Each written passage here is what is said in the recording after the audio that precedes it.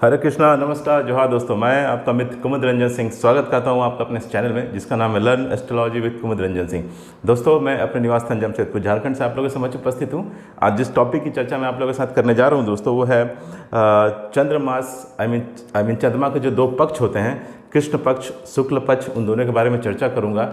और चंद्रमास की जो तिथियाँ होती है, जिसको हम हिंदू मास की तिथि भी बोल सकते हैं या हिंदी तिथि भी बोलते हैं, उसके बारे में भी आप लोगों को डिटेल में बताऊंगा। तो इससे पहले कि मैं अपना एपिसोड स्टार्ट करूं दोस्तों, मेरा आप लोगों से निवेदन है कि अगर आप मुझसे नए जुड़े हैं तो कृपया करके मेरे सभी एपिसोड को देखते हुए ही इस एपिसोड पे आएँ, ताकि आपको समझने में किसी भी तरीके की कोई भी परेशानी पेश ना हो। तो ठीक है दोस्तों, तो चलिए विदाउट वेस्टिंग एनी टाइम आज के अपने इस टॉपिक की हम शुरुआत करते हैं। तो देखिए दोस्तों, आप सभी इस बात से तो बिल्कुल अवेयर हैं, बिल्कुल अच्छी तरह से जानते हैं कि पृथ्वी जो है सूर्य के चारों ओर परिक्रमा करती है, चारों तरफ मूव करती है। पृथ्वी सूर्य के एक चक्कर लगाती है, ठीक है। पृथ्वी जो है सूर्य के चारों ओर घूमती है और चंद्रमा जो है वो पृथ्वी के चारों ओर घूमती है, ठीक है। पृथ्वी सूर्य के चारों ओर और चंद्रमा पृथ्वी के चारों ओर घूमती है।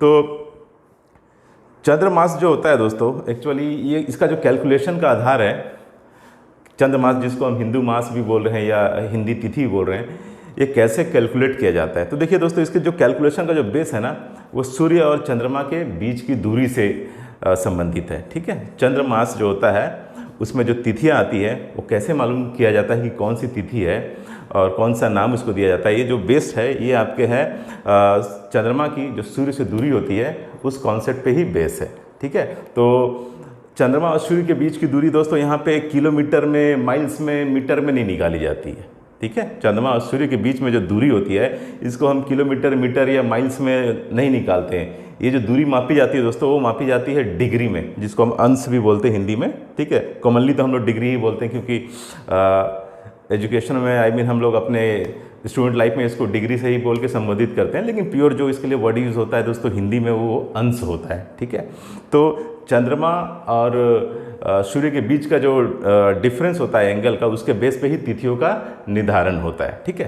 तो देखिए होता क्या है कि जब हम जैसे हम लोग तो पृथ्वी पे हैं, अर्थ पे, तो हमें कभी कभी ऐसा लगता है कि चंद्रमा और सूर्य, ठीक है, हमें ऐसा प्रतीत होता है पृथ्वी पर रहते हुए कि कभी कभी चंद्रमा और सूर्य जो है बिल्कुल एक दूसरे से सीधा आ गए हैं, बिल्कुल दोनों एक ही डिग्री पे, एक ही एंगल पे है, ठीक है। ऐसा हमें प्रतीत होता है कि चंद्रमा और सूर्य बिल्कुल एक ही एंगल पे हैं। तो उसको हम क्या बोलते हैं दोस्तों, उस दिन को हम बोलते हैं अमावस्या, ठीक है। वो जो समय होता है जब चंद्रमा और पृथ्वी बिल्कुल एक ही डिग्री पे, एकदम समझ लीजिए 0 डिग्री पे दिखाई दे रहे हैं, सेम एंगल पे हैं, तो उसको हम क्या बोलते हैं दोस्तों, अमावस्या। और कभी कभी हमें, जब हम पृथ्वी पर होते हैं, तो हमें ऐसा प्रतीत होता है कि चंद्रमा और सूर्य बिल्कुल एक दूसरे से 180 डिग्री अपार्ट, यानी एक दूसरे से 180 डिग्री अलग है, ठीक है, यानी बिल्कुल एक दूसरे का अपोजिट है। तो उसको हम क्या बोलते हैं दोस्तों, उसको हम बोलते हैं पूर्णिमा, ठीक है, जिसको फुल मून भी आप बोलते हैं इंग्लिश में, ठीक है। जब बिल्कुल अपोजिट हो एक दूसरे के, तो उसको हम क्या बोलेंगे, पूर्णिमा। आज जब बिल्कुल एक ही एंगल में दिखाई देते हैं, तो उसको हम क्या बोलते हैं दोस्तों, उसको हम बोलते हैं अमावस्या, ठीक है। तो इसको ध्यान से आप एक फिगर के माध्यम से समझ सकते हैं दोस्तों।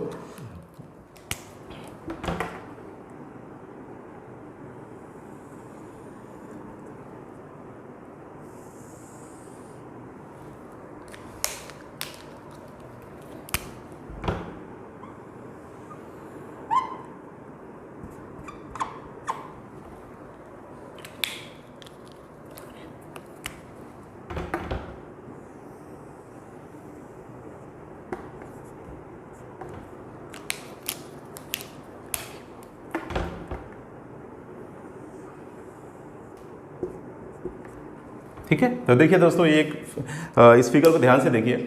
मैंने ग्रीन कलर के मार्कर से पृथ्वी को दर्शाया है, यानी ई लिखा है, अर्थ को रिप्रेजेंट कर रहा है, पृथ्वी को रिप्रेजेंट कर रहा है। ब्लैक कलर के मार्कर से मैंने मून यानी चंद्रमा को दर्शाया है, ठीक है। इसको मैंने सिंबल क्या दिया, एम स्टैंड्स फॉर मून।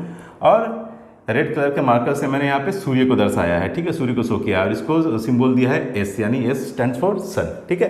तो अभी अगर आप देखेंगे तो आपको क्या दिखेगा पृथ्वी से कि ये सूर्य और चंद्रमा, ठीक है। पृथ्वी से जब आप देखेंगे तो आपको लग रहा है कि चंद्रमा और सूर्य बिल्कुल एक ही डिग्री पे हैं, ठीक है, बिल्कुल एक ही डिग्री, बिल्कुल एक दूसरे से सीधे पे हैं।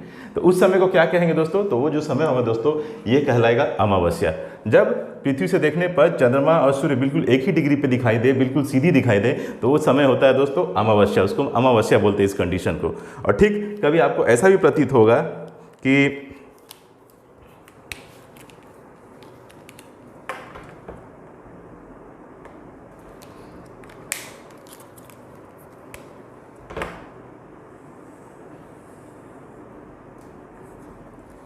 ठीक है।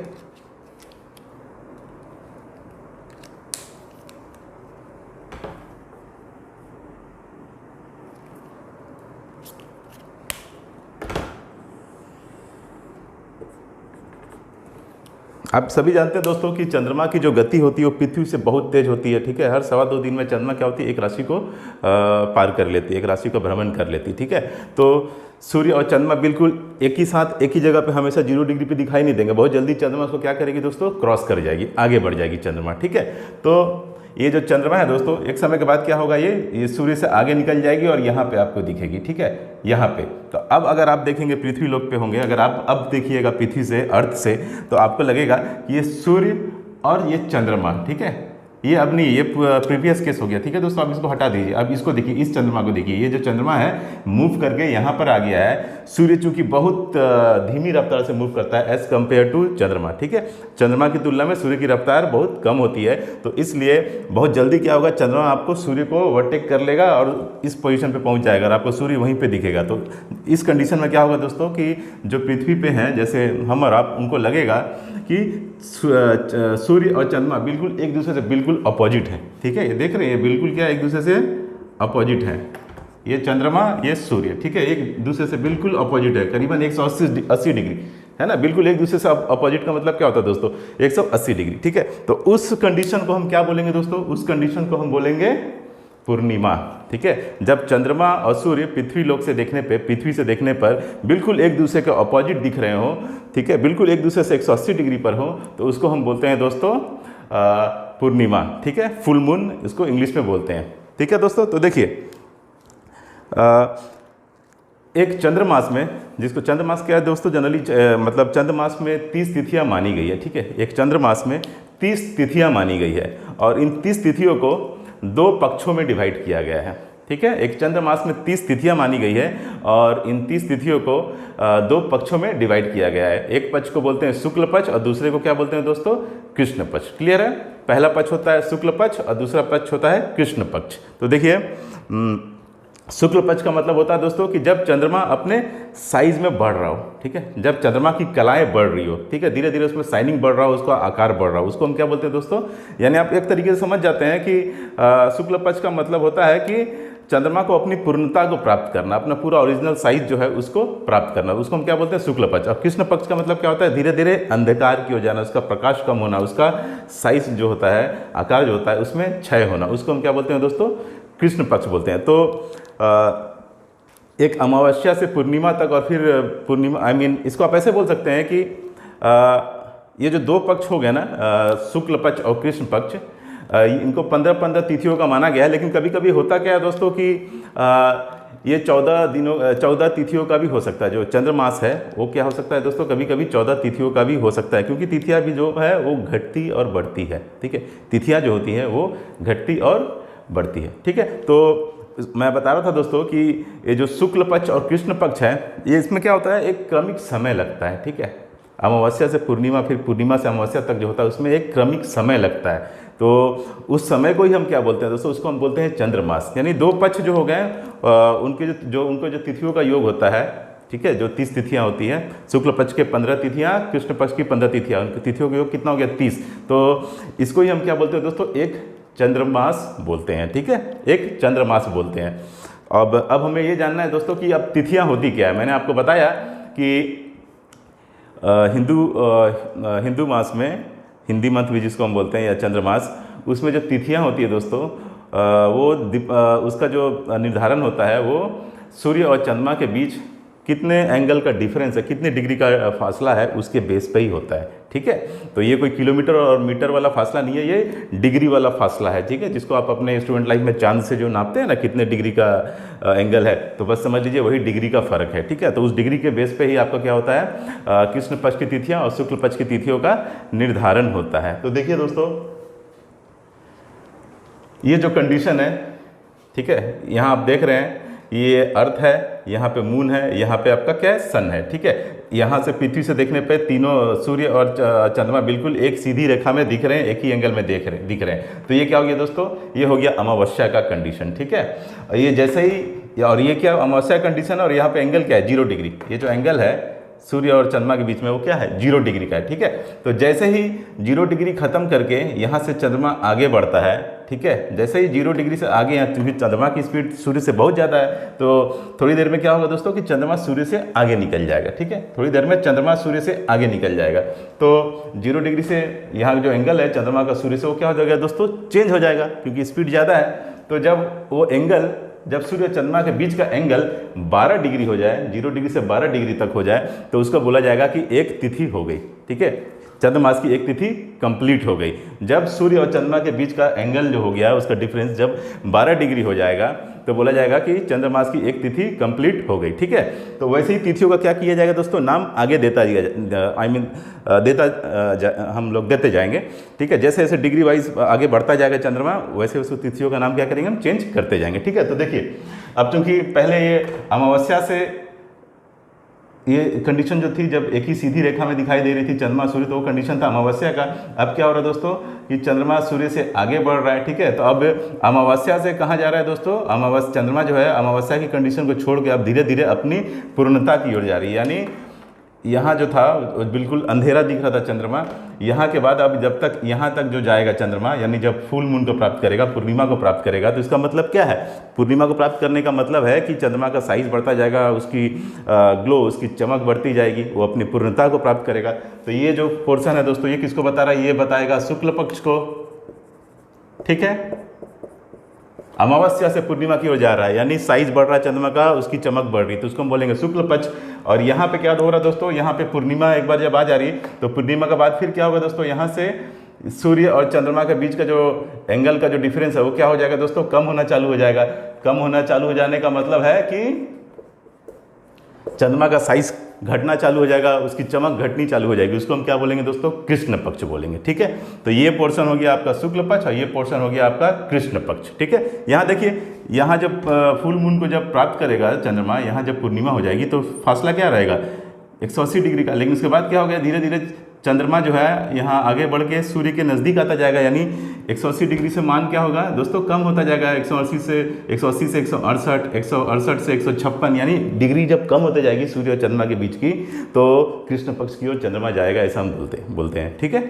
तो ये आपको क्लियर हो गया दोस्तों। तो देखिए, तो चंद्रमास की जो 30 तिथियां होती है उसको इस तरीके से बताया गया कि जब सूर्य और चंद्रमा के बीच का जो एंगल का जो डिफरेंस है, जब 12 डिग्री होगा, 0 से 12 डिग्री, तो तिथि को हम क्या बोलेंगे, प्रतिपदा, ठीक है। 12 डिग्री तक में आने पे एक तिथि चंद्रमास की कंप्लीट मानी जाएगी, ठीक है। तो 0 डिग्री से 12 डिग्री तक जो होगी तो उस तिथि को हम बोलेंगे प्रतिपदा, और उसको 1 से इंडिकेट कर सकते हैं, 1 नंबर से। 12 डिग्री से 24 डिग्री तक रहेगा जब डिफरेंस, तो उसको बोलेंगे द्वितीया, 2 नंबर आप इसको दे सकते हैं। 24 डिग्री से 36 डिग्री तक तृतीया, इसको 3 नंबर हम 3 नंबर से इंडिकेट करते हैं। 36 डिग्री से 48 डिग्री तक चतुर्थी, इसको 4 से इंडिकेट करते हैं। 48 से 60 डिग्री तक पंचमी, इसको 5 से इंडिकेट करते हैं।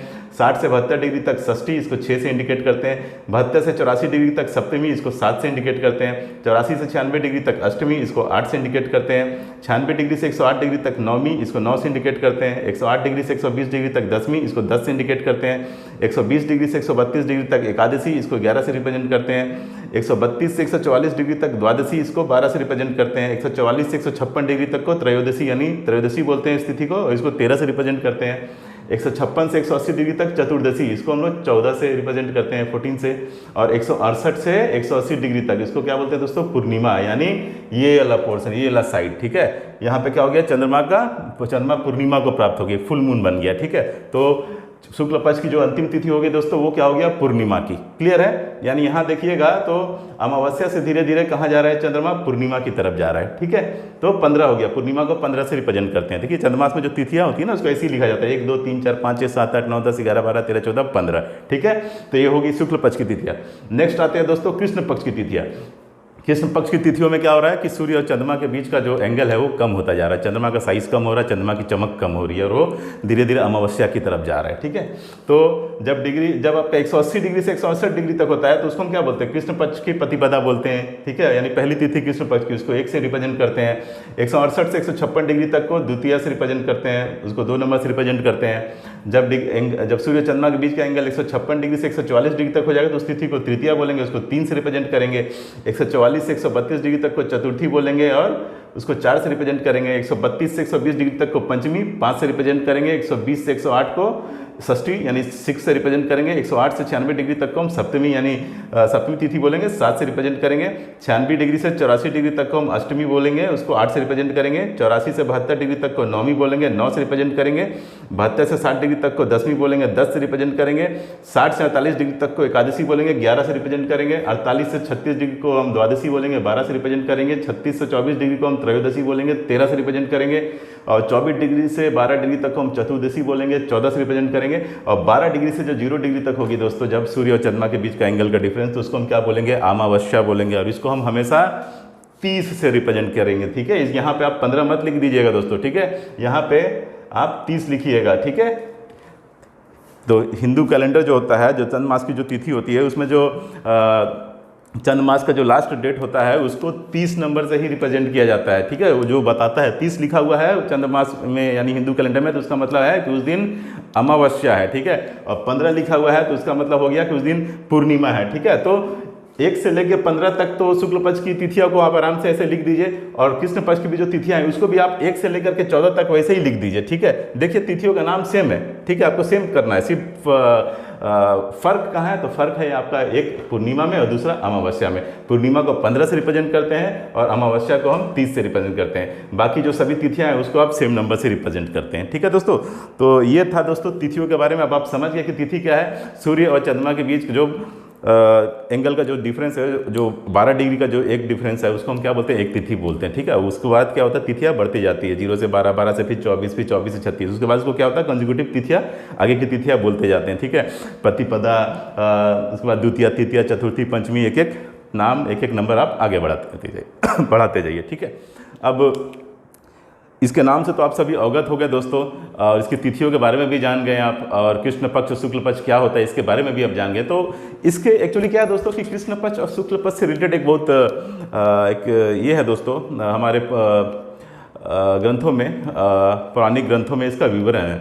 इसका विवरण इस तरह से है कि जो वैदिक एस्ट्रोलॉजी में जो 27 नक्षत्र हैं, माना गया है कि वो प्रजापति दक्ष की 27 पुत्रियां हैं। ठीक है, आप सभी जानते हैं कि वैदिक एस्ट्रोलॉजी में 27 नक्षत्रों को मान्यता दी गई है, और ये 27 नक्षत्र जो हैं उनको माना गया है पौराणिक ग्रंथों के अनुसार कि ये राजा दक्ष की दक्ष प्रजापति की 27 पुत्रियां हैं ये नक्षत्र। ठीक है, और चंद्रमा यानी चंद्रमा जिनको हम सोमदेव भी बोलते हैं, उनका जो विवाह है इन 27 नक्षत्रों से हुआ। इन 27 जो है राजा दक्ष प्रजापति उनकी पुत्रियों से हुआ है इनका। ठीक है, तो चंद्रमा यानी सोमदेव की जो 27 जो धर्मपत्नियाँ हुई, वो क्या हुई दोस्तों, ये 27 नक्षत्र हैं जो कि प्रजापति दक्ष की पुत्रियाँ हैं। तो अब चूँकि 27 जब उनकी धर्मपत्नियाँ हैं, तो उनका तो जो कर्तव्य बनता है वो यही है कि वो सबों का बराबर ख्याल रखें, बराबर अपने दायित्व का निर्वाह करें सबके लिए, किसी में कोई पार्शियलिटी ना करें। लेकिन एक्चुअली वैसा हुआ नहीं। ठीक है, चंद्रमा को चंद्र देवता को रोहिणी से, पार्टिकुलरली रोहिणी से बहुत लगाव था। ठीक है, उनका सारा समय जो व्यतीत होता था वो रोहिणी के साथ होता था। आप जानते हैं रोहिणी एक नक्षत्र है, मैंने नाम उसका बताया भी आप लोगों को। ठीक है, तो रोहिणी से चंद्रमा देवता को थोड़ा ज़्यादा लगाव था, विशेष अफेक्शन था उनसे, और वो अपना सारा समय सिर्फ रोहिणी के साथ व्यतीत करना चाहते थे और करते थे। तो इस बात से बाकी सब जो उनकी रानियाँ हैं, उनकी जो धर्मपत्नी है, वो सभी परेशान हो गई। ठीक है, और इसकी शिकायत उन्होंने अपने पिता जो कि प्रजापति दक्ष हैं उनसे की। शुरुआत में तो प्रजापति दक्ष ने चंद्रमा को समझाने की कोशिश की, समझाया भी, लेकिन चंद्र देवता माने नहीं। ठीक है, उनकी आदत में कोई सुधार नहीं हुआ लाखों बार समझाने के बावजूद भी। ठीक है, समझाया, मतलब इसको आप समझ सकते हैं कि प्रजापति दक्ष ने उनको समझाने की कोशिश की, बहुत कोशिश की, लेकिन चंद्र देवता जो हैं उन पे इसका असर नहीं हुआ। वो पहले की तरह भी रोहिणी के साथ ही अपना समय व्यतीत करते थे, उनके प्रति ही अपना दायित्व पूरा करते थे, बाकियों के लिए अपना दायित्व पूरा नहीं कर रहे थे। तो बहुत समझाने के बाद एक ऐसा समय आ गया, एक ऐसा क्षण आ गया जब प्रजापति दक्ष को चंद्रमा पे गुस्सा आ गया, क्रोध से वो व्याकुल हो गए, और उन्होंने चंद्रमा को क्षय रोग का श्राप दे दिया। ठीक है, क्षय रोग का श्राप दे दिया। क्षय मतलब कमी हो जाना, कमज़ोर हो जाना। ठीक है, तो वो क्षय रोग का श्राप का ही फल है कि चंद्रमा की जो है वो क्या होता है, उसका साइज़ कम होने लगता है। जो अमावस्या के दिन जो चंद्रमा बिल्कुल आपको लापता दिखता है, ठीक है, उसका वो क्या हो गया, क्योंकि उसके साइज का क्षय हो गया, उसकी चमक का, उसकी दमक का क्षय हो गया, ठीक है। तो उस क्षय रोग का ही कारण है कि चंद्रमा का साइज़ कम हो जाता है, चमक कम हो जाता है। लेकिन जब ऐसा होने लगा तो एक समय ऐसा आ गया कि चंद्रमा विलुप्त होने के कगार पे पहुंच गए, ठीक है, उनकी मृत्यु उनको नज़दीक दिखने लगी। तो इससे बचने के लिए वो ब्रह्मा जी के पास गए। ब्रह्मा जी के पास गए तो ब्रह्मा जी ने और साथ में इंद्रदेव जी ने उन्हें बोला कि इसका समाधान के लिए आप देवोदेव महादेव भगवान शिव शंकर के पास जाइए। तो जब वो भगवान शिव शंकर के पास इसका समाधान के लिए गए तो भगवान शिव शंकर ने उनको चंद्रमा को अपनी जटा पे धारण किया, ठीक है। भगवान शिव शंकर ने चंद्रमा को अपनी जटा पे धारण किया और उससे क्या हुआ दोस्तों, उससे चंद्रमा को फिर से अपना प्रकाश, अपना जो आकार जो है, जो साइज़ है, वो फिर से क्या मिल गया, ठीक है। तो भगवान शिव जो है उनके वजह से उन्होंने जब जटा में चंद्रमा को धारण किया तो चंद्रमा क्या हुआ दोस्तों, अपना जो ओरिजिनल साइज़ है, जो अपनी ओरिजिनल चमक है, उसको फिर से प्राप्त कर गए, ठीक है। लेकिन चूंकि श्राप को आप बदल नहीं सकते, ठीक है, आई मीन श्राप को आप पूरी तरीके से ख़त्म नहीं कर सकते। आप उसको ऐसे बोल सकते हैं कि एक बार अगर श्राप दे दिया गया है तो वो पूरी तरीके से ख़त्म नहीं हो सकता, आप उसमें कुछ बदलाव कर सकते हैं, ठीक है। तो इस ये बदलाव क्या था दोस्तों, ये बदलाव यही था कि ठीक है, उनके श्राप का भी तो मान रखना पड़ेगा, इसलिए एक महीने में, यानी एक जो चंद्रमास होते हैं उसमें 15 दिन आपका साइज़ बढ़ेगा, आपकी चमक बढ़ेगी, और 15 दिन आपका साइज़ घटेगा और आपकी चमक घटेगी। तो एक तरीके से आप बोल सकते हैं कि चंद्रमा का जो कृष्ण पक्ष का जो समय है, चंद्रमा का जो कृष्ण पक्ष को जो प्राप्त होते हैं वो क्या है दोस्तों, वो प्राप्त होते हैं प्रजापति दक्ष के श्राप से, ठीक है। और बाकी के जो 15 दिन हैं जो शुक्ल पक्ष कहलाते हैं वो क्या हो गए दोस्तों, तो वो समझ लीजिए कि वो भगवान शिव महादेव ने जो है उनकी कृपा से शुक्ल पक्ष का जन्म हुआ। तो यही स्टोरी है दोस्तों, यही पौराणिक ग्रंथों में इसी कथा का विवरण है शुक्ल पक्ष और कृष्ण पक्ष के बारे में, ठीक है। तो मैं सोचता हूँ कि दोस्तों मैंने आज आप लोगों को जो बताया वो आपको पूरी अच्छी तरीके से समझ में आ गया होगा। और अगर उसके बाद भी आपको कोई कन्फ्यूज़न है तो आप कमेंट सेक्शन में आके कमेंट कर सकते हैं, मैं कोशिश करूँगा कि इसका जल्द से जल्द रिप्लाई करूँ। तो आज के लिए दोस्तों इतना ही, विदा लेना चाहूँगा, मिलूँगा नेक्स्ट एपिसोड में, तब तक के लिए नमस्कार, जय श्री कृष्णा, जय हिंद।